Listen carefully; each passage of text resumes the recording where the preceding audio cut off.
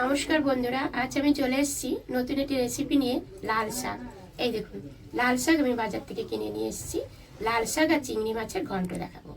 লাল শাক চিংড়ি মাছের ঘন্ট, আমার রেসিপিটা প্রথম থেকে শেষ অবধি দেখতে থাকেন। আমি কিভাবে ঘন্ট তৈরি করছি লাল শাক আর চিংড়ি মাছ দিয়ে। চলুন শুরু করে ফেলি। লাল শাকটা কেটে নিয়ে আসি আর চিংড়ি মাছটা আমি কেটে নিয়ে আসি। এই দেখুন, আমি শাক কেটে নিয়ে এসেছি। এইদিকে আমি এই যে চিংড়ি মাছ কেটে রেখে দিয়েছি, এই যে কুচো চিংড়ি, আর এদিকে আলু, আর এদিকে পেঁয়াজ, কাঁচা লঙ্কা, আর এখানে রসুন। এবারে আমি রান্নাটা শুরু করে দিই। মাছের নুন হলুদ মেখে নিচ্ছি। একটু হলুদ দিলাম, ভালো করে মেখে রাখছি। এই গামলার মধ্যে শাকটা আমি ঢেলে নিচ্ছি। নুন মাখলে ভালো হবে, আমি মেখে রাখছি, একটু মজে যাবে, ভালো হবে খেতে।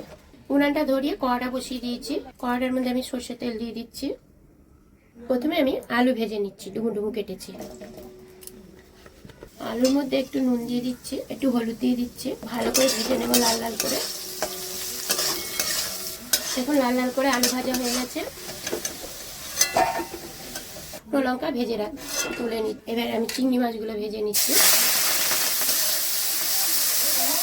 দেখুন, চিংড়ি মাছগুলো ভাজা হয়ে গেছে, আমি তুলে নিচ্ছি।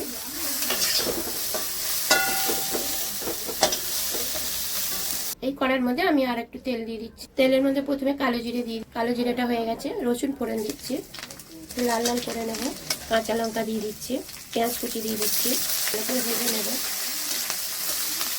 হলুদ দিচ্ছি, সামান্য একটু নুন দেবো, কারণ শাকে নুন দিয়েছি। অল্প দিয়ে রান্না করতে হয় শাক। এবারে আমি ছেড়ে দিচ্ছি শাক।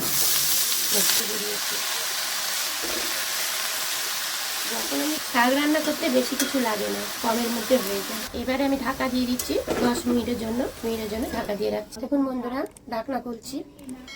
এই দেখুন কতটা মজে গেছে, অনেকটাই জল বেরিয়ে গেছিল, জলটাও টেনে নিয়েছে, সেদ্ধও হয়ে গেছে। এবার আলু আর চিংড়ি মাছ দিয়ে দিচ্ছি, ভালো করে নেড়ে দেবো। আর 5 মিনিটের জন্য আমি ঢাকা দিয়ে রাখছি।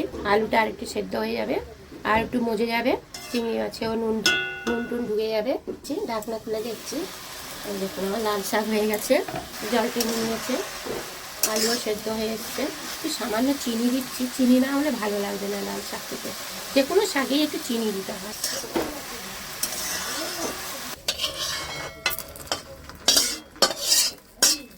আপনারা অবশ্যই তৈরি করে খাবেন, ভালো লাগলে অবশ্যই লাইক কমেন্ট করে দেবেন।